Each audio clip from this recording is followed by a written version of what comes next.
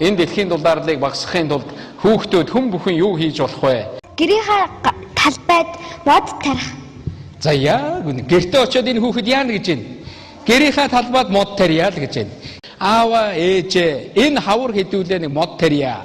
Монгол хэн бүхэн мод тарья. Мод тарина гэдэг чинь буянтай үйлс байхгүй юу?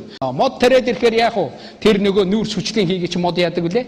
Илүү шингээж авдаг. Нөгөө дээшээ дэгдэж гараад дэлхийн дулаарлыг бий болгоод байгаа зүйл чинь илүү шингээж авч ингэж явж байгаамаа гэдгийг та хүүхдүүддээ хэлье.